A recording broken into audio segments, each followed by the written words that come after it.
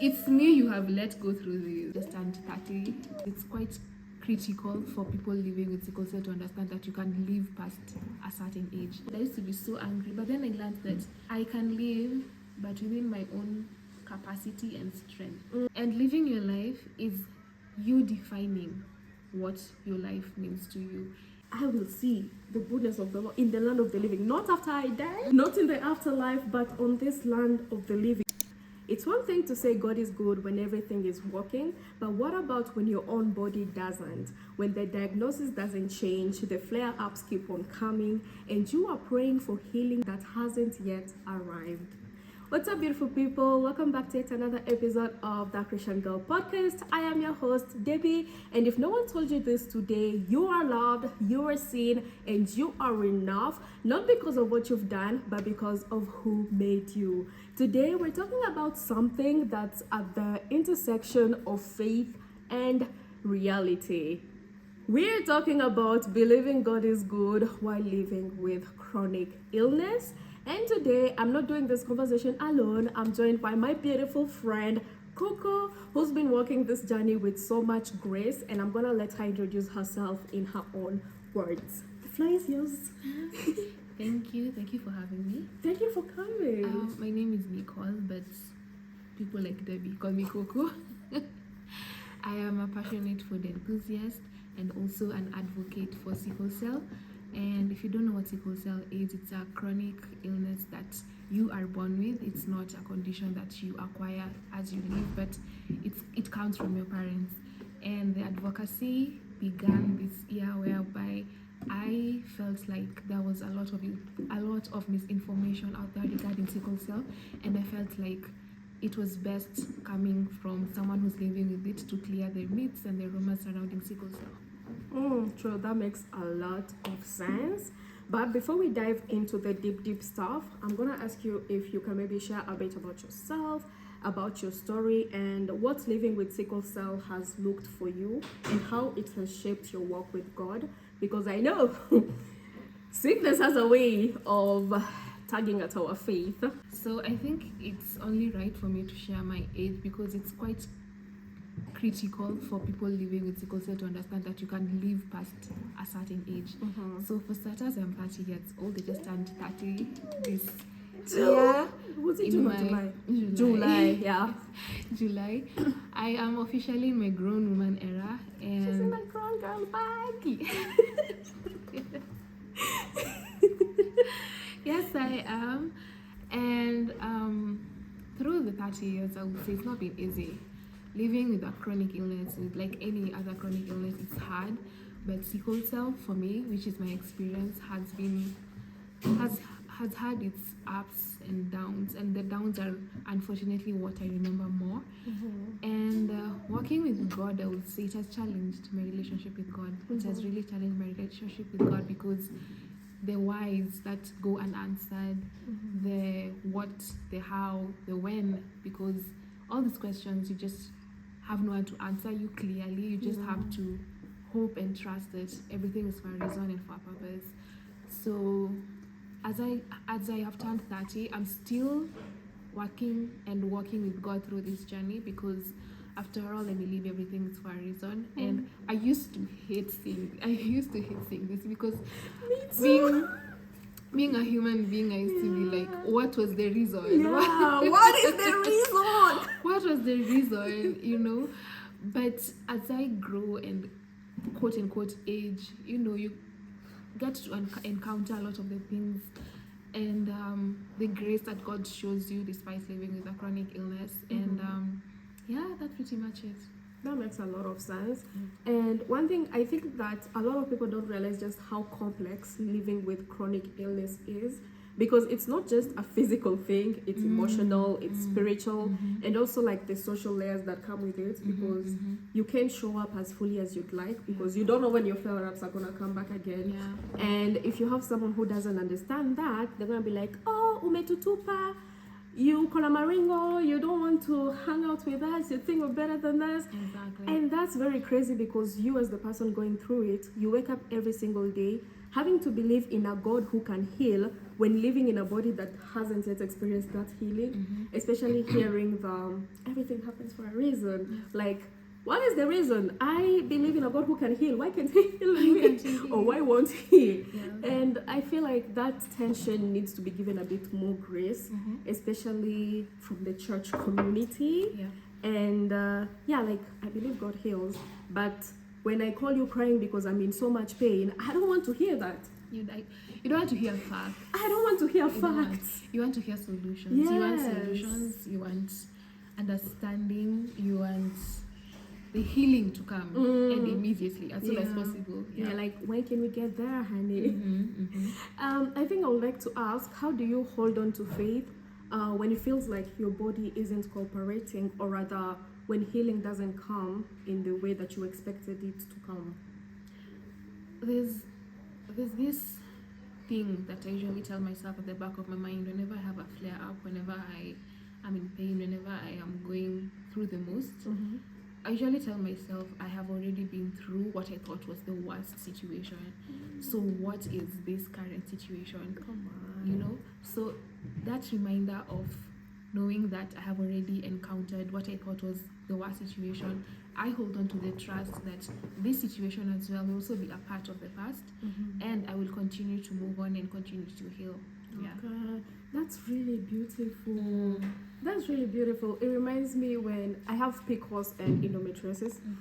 So, like, sometimes when I get like painful cramps, I'll be like, I tell myself the same thing. I've already been through what I thought was the worst pain I'll ever experience in my life, and it weirdly kind of helps. It does. Yeah, it weirdly kind of helps. And funnily enough, once you've learned your body, once you start feeling it coming, or rather when you start feeling your body starting to like slow down, because once you live with this condition for 30 years, you get to learn a lot, you get to learn through experience and all that. But once you start learning that a flare up is coming, you start calming yourself down with these mantras, like, I've already been through the worst, I have already encountered this, God carry me through this as well. Because at that time, if you see me during those moments, I do cry out to God, and I usually I'm not even in my gracious moments. I'm like, it's me you have let go through this. And then once I'm down and I'm calm, I'm like, okay, that was dramatic. Yeah, you come back and like, oh. That was dramatic, but at least I'm good now. Yeah. It reminds me of 2 Corinthians chapter 12 verse 9, which says, my grace is sufficient for you, for my power is made perfect in weakness. I used to struggle with this verse a lot because it's like, what do you mean? Like, what do you mean, sir? And when you look at like the background of this, Paul was the one crying out to God. He was like, why don't you just take this needle from me? No, this thorn from me. And God told him, my grace is sufficient. And what I found interesting was that Paul wasn't met with healing, he was met with grace. And I think that for a lot of people with chronic illness, we hold on to grace because there's no other thing to hold on to. And I think that's what a lot of people dealing with chronic illness experience. God's strength showing up in the weakness, not necessarily around that weakness. So basically, it looks like actually making it through a flare up. That's grace carrying you on. Or telling yourself, I've seen the worst. What will this one do? I think that's kind of like a level of grace that I don't know how to explain yet in tangible words. I think for me, grace doesn't necessarily show up during the flare-ups. It shows up in good moments. For me, it shows up when I'm celebrating my next birthday. Like, God has seen me through my this particular year. I am celebrating another birthday. That is God's grace. That is God's grace for me. Another way God shows me grace is sometimes it's not necessarily a flare up, but you know how chronic illness can be depressing. It can feel so isolating. It can feel like nobody understands you. But you will find a community that understands you for some reason. You'll find a friend that will show up during your sick days, you'll find, like for example, I have this memory whereby I was so sick, and I remember I was in hospital, and the next bed they had us looking for blood donors, and this woman called up her family and they came to donate blood for me.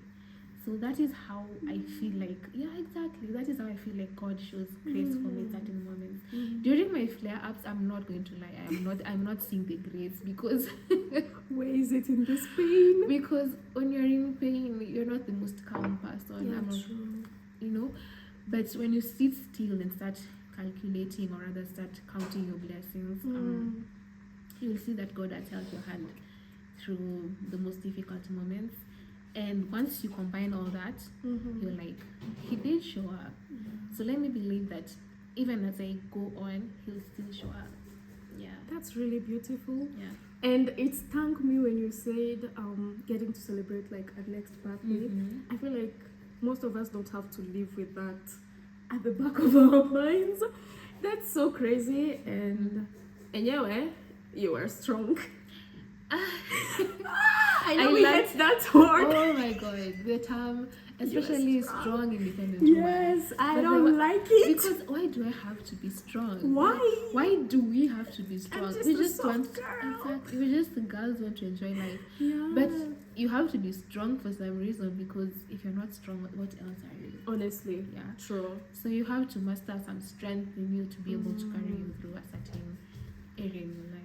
Because I feel like not just saying this, but okay, first let me give an example, or not an example, a story. A few months or years back, I came across this video on either TikTok or Instagram, and it was this kid who had cancer, and they were kind of like having a conversation with the dad, and then the kid said, I'm glad I'm the one who gets to go through this instead of my brother, or instead of you. And I was like, damn kid, what level of friendship do you have with God to say something like that? Actually, that is something I have also struggled with, because in my it's a genetic condition. It's passed down. Sorry. So like I was saying, sickle cell is a condition that is passed down in generations. You give it to your children. But I'm the one of 3 siblings that has it. So I usually do sit and I'm like, I wouldn't like to see someone else struggle the way I struggle. I wouldn't like to see my brother in pain. I would like to see my sister in pain. So that small voice that's like a calming voice, it's like, I'm glad it's me, you know. But then again, I'm not glad it's me, because why me? Like, I'm glad it's not them, but why me? Why me? So you have to really think, because when you live with a chronic illness, I really want to urge people who have a chronic illness to not be in a victim mindset for so long, because that as well is the most draining thing you can do for yourself. True. So once you start thinking outside and being like, you include God in your prayers, you start asking God for things. He won't answer you there directly the way you think he will, but I'm sure you'll find the answers in certain areas of your life. Oh yeah, that makes a lot of sense, because from all the research I've gathered with sickle cell, okay, I came to the conclusion that honestly, if I was the one who had it, I feel like I would have crumbled. Like, you see those people who crumple when they're sick. I feel like a lot of us would have been like that. Like you surprise me with how I love how you take life. Like, she takes solo trips alone. I mean, I had to, because again, life doesn't stop for you. It doesn't. You know, you have to be okay. For me, I'm not going to sit here and say this has been what I have been all my life. Because I remember in my teen years, I used to be so mad. I used to be so angry. I used to be the angry child, but people wouldn't understand why. You know, because I just want to live life. I see my friends go out. I see my friends do this. I can't. I can, but I know if I do that, I'll be in hospital. So I used to be so mad and angry, but I learned that this is my life and I get to write it the way I want it to be written. And so I live according to what makes me happy and what doesn't strain me. Like solo trips, I plan my solo trips around the time I know I am my healthiest, because once you live with your body for like 30 years, you get to know like when you're strong, when you're not. True. So I plan my birthdays around that time of the month when I feel like I'm okay. I don't plan around my periods, because that is that is one hell of a time. Again, I also do things that are within my capacity. Okay. Yeah, I would plan a solo trip, but I just want to go and sit at the beach and watch sunsets and sunrises. I'm not going to hike, because if I hike, I'll be calling people to come and Thank you. airlift me out of, you know. Yeah. So you just live within your means. Like I said, I used to be so angry, but then I learned that I can live, but within my own capacity and strength. So once you identify that I thrive in that certain conditions, I thrive in certain areas, this is what I can do, you get to now start living. Like the flare-ups will come, scream and be mad at everyone, but once you're like, okay, take advantage of such moments and live your life. That makes a lot of sense. Yeah. And that's so beautiful. And I think I've been trying to also learn my body when it comes to that. Because like the last time when I went to get checked and they told me, oh, well, it's kind of getting worse than better. That threw me off. You're the first person I actually called. Yeah. And I was crying because I'm like, what do you mean? Like, I've been doing everything right. I've been eating my veggies. I've been drinking beetroot. But what do you mean it's worse? And it just felt like, okay, God, is this a joke? I have been there. Yeah. I remember a time I was just blend. My blender was tired. It used to seem, and it's like, oh shit.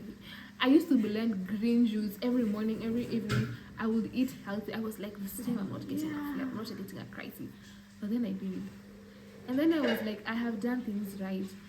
What have I done wrong? And then that is when I go on my knees and just pray to God, like, so you don't love me. I can do things right and you can still forget about me, you know? But then again, realistically speaking, it's a condition that changes as you change. Yeah. It's a condition that doesn't follow a script. It really you know? doesn't. Yeah. Because the way I live with sickle cell isn't how you will live with sickle cell, isn't how my, other people will live with sickle cell.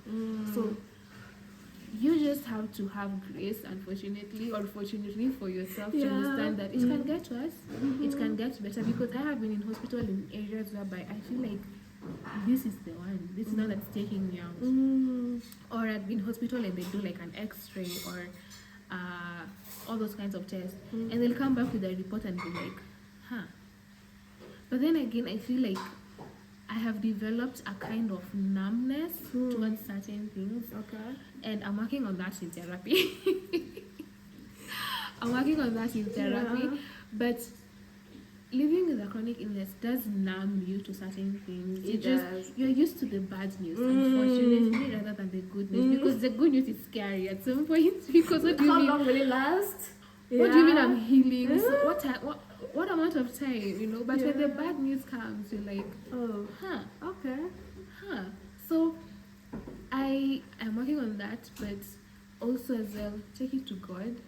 He'll see what he can do. But then again, as I'm also building a relationship with God, I am learning that there's this thing called God's will.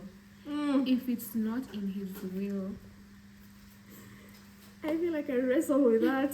Because I'll be praying, I'll be like, if it's your will, but also like, you love me, so maybe give it to me, but like, in your will. Exactly. But I did this thing. I actually came to that. I'm doing a Bible study with a friend of mine, and we were reading this book, and it was addressing the God's will. And I kind of made a comparison to like how we as humans would write a will, right? Like before we cross over to the other. Like I would write, I want my small money to go to you, and then I kind of like sat down and asked myself, like, how does God will look like? He's written down, Nichole will have this condition, she will go through this. So now I came to the conclusion that if everything is in his will, I do pray that everything that's there is for my own good. Because after all, like, the plans that he has for us are not for destruction. True. Yeah. No, I've never thought about it like that. Like, it's a wheel. It's a wheel. This is when it's clocking. Oh my. And again, God's will doesn't, like, you see how us as humans, we have like, the will only activate when the person leaves Earth, but God is everlasting, you know. He doesn't like leave Earth. So since you were born, the will has already been there until we leave, we exit the Earth. So if it's not in that will, so like I learned how to pray, to referring to that will, like if it's in your will, and I really do pray. It's in your will. But then if I have an answered prayer, and sometimes I'm like, probably it's not in that will, you know. I've never thought of this. Is mind blowing. Oh my, this makes a lot of sense. It does. It really makes a lot of sense. And I think it goes well and well with another verse I want to share, which is Psalms 27 verses 13, which says, I remain confident of this. I will see the goodness of the Lord in the land of the living. So like when I feel like I am at my ends with, now when you're in the bathroom, because being too far from there would mean making a mess in your room, I just remind myself, I will see the goodness of the Lord in the land of the living, not after I die, not in the afterlife, but on this land of the living. So God, let me see your goodness even in this. And it really helps calm me down. And now that I have new understanding on God's will and applying this, I am a force to be reckoned. You are, and you should. I truly am. And I think it kind of begs the question, what helps you hold on to the truth that God is still good, even in moments of pain? I'm not going to lie and say that I feel like God has been good. Because again, like I said, I've had moments of, why me? Why is this happening? But again, if you do this self-audit and be honest with yourself, you definitely had some good times. Like my recent solo trip, I got food poisoning the entire trip, and I didn't enjoy it as I thought I would. And my friend actually told me that you have to find the good in that. It was so hard because I was so mad at God, because I was like, I have planned this trip. You saw me plan this trip. I have prayed on this trip. I've prayed for it, and then this happened. But then again, once I sat down and I was honest with myself, and I was like, okay, let's do like a pros and cons. Okay. So I was like, I was able to go. And it was like one of my biggest trips. So I was like, I was able to go. God watched over me. Like I was sick, yes, but it could have been worse. True. It could have been terrible. It could have been another story. But I still was able to live and go for that trip. I was able to have fun in the moments that I could. So like, and that is what I think I try and apply generally in life. And as much as I've had a terrible day, there's just something that I could find in the bad. Like the coffee tasted perfectly, you know. And it's hard to find the good. But during that terrible moment, you have to dig deep. You have to sometimes even talk to God and ask Him to help you find that good, because you will find it. You'll find it. That's really beautiful. And I think it's such a reminder that believing God is good doesn't necessarily mean pretending everything is okay. No, I think even God creating us knew that He's not creating perfect. God never expects perfection. He created you as you, and He always, I think what He wants back from us is to be able to show gratitude in all that we go through, talk to Him, and also live, because God created all these for us to live and enjoy. So that's really beautiful. So Nichole, before we wrap up, what would you say to someone listening to this right now who's living with chronic illness and is tired, and maybe they love God, but they feel like they're becoming weary from the waiting for the healing from a healer who hasn't healed them yet? Let me say, living with a chronic illness is not easy. If you live with a chronic illness, I understand what you're going through, and you have every right to be angry, you have every right to be mad, you have every right to question things, and you have every right to sit and just do nothing, because it takes a lot to even get out of bed sometimes. And again, you have every right to be tired, and I want to urge you to, like we have said, just try and find the good in all this. I am sure even in your worst days, you can find the good. If it's not, it can't be perfect, but it can be good. It can go from having a caregiver who's always there for you, taking you to hospital. That is something you can't take for granted. Yeah. It can be as small or as big as financial assist, because affording medication, medical bills isn't as easy as we portray it to be sometimes. Yeah. But the biggest takeaway is to just try and find the good, because once you find the good, you start living your life. And living your life is you defining what your life means to you. If you want to, just wake up, brush your teeth, sit on your bed and watch TV, that's living life. If you want to be an adventurer and travel and do all that, live, because life is for the living after all. Yeah. That's so beautiful. You get to define your life. You define. Don't let your chronic illness define you. Yeah. That's really beautiful. That's really beautiful. Because sometimes I'll wake up and I plan out my day. I'm gonna do my Bible study outside. I'm gonna do a bit of coloring. I'm gonna maybe grab coffee alone, solo date, and then the pain starts, and I'm like, surely God, you were waiting for me to plan, so you can. But that's really beautiful, and I think I'll apply that. I'll really apply that. And also, as I am also doing like I've started doing Bible study this year. I've started fixing my relationship with God this year. Actually, like He's been present, but this year was the year. This was the year I decided like I want to be intentional about it. As I have started being intentional with fixing my relationship with God, I started with the book of Job, because we all know what Job went through. Oh yeah, nigga went through it. We all know what Job went through. And there's this verse, I think, when he was lamenting to God, and I think one of his friends told him this. I'm not clear about that, but I remember there's a verse that says, when good things happen, we forget to thank God. But when bad things happen is when we are allowed to cry. Oh my. We are allowed to cry. Why are we only accepting good from God, but you can't accept the bad? Like, it's hard. Accepting the bad is hard. Nobody wants a bad moment, you know. But in the good there's the bad.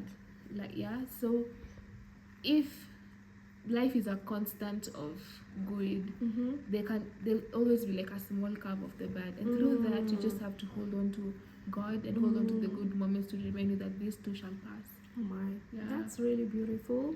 And I think that's what faith really looks like. Exactly. If we really pay attention. Like, it's not the mountaintop of moments, like the highlights of moments, but like the small ones, and the small acts of choosing to still believe that God is good, even when your circumstances don't feel good.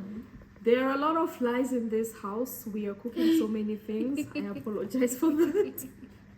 But because His goodness isn't proven by what we go through. It's revealed by how He goes with us through whatever we're going through. And I think that is a reminder and a sort of affirmation, that I like tell myself every morning. I've started doing this where I'm like, this verse tells me this about God, so my mind, you cannot tell me anything else. And it really, really helps. And I try to remember that His goodness isn't proven by whether today I wake up feeling sick or not. It's proven by how He gets me through that season. And I think that really, really does help me. That's a different way to look at it. That's beautiful. Thank you. And for anyone listening right now who's battling a chronic illness or working through something that doesn't seem to lift, this is your reminder that God hasn't forgotten you. He is still Emmanuel, God with you, the same God who was with Haggai in that desert.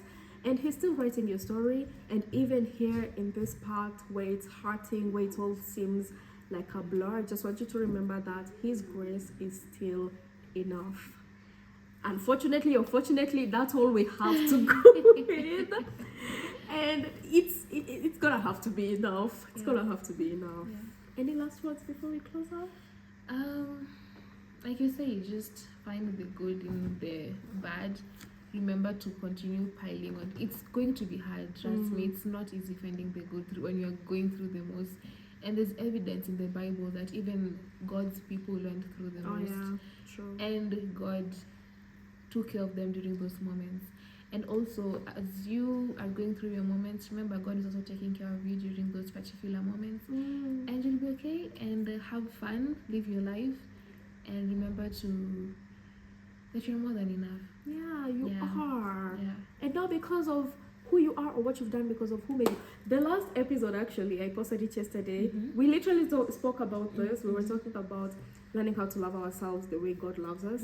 And one of the things was only God is allowed to give us worth the same way a potter making, let's say, a mug is the only one who can give you the worth of that mug, because he's the one who sculpted it with his hands, who made it become the full finished product. So if he tells you it's worth 5,000, you're not to argue with him. Exactly. You were not there when he was creating it. So like, I like that, because God is the one who created us and literally breathed his breath into us.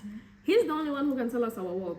So even in sickness, we are still worthy in the sight You're of the worthy. Lord. Yeah. Thank you very much. Thank you for having me. It was so much fun speaking with you. We should have you more again. Have me. Yes. I If this episode spoke to you, kindly share it with someone who might need the same reminder today that faith and fatigue can coexist, and we need to stop demonizing people when they say they are tired or exhausted. And I just want you to remember that God's goodness isn't cancelled by hard seasons at all. Your worth isn't defined by your health, by your productivity, or even by your pain. It is only defined by the one who calls you his, who is God. I love you guys so much. Until next time, keep walking with grace, keep believing in the goodness of the Lord, and remember, even here, God is still good. Bye. Bye.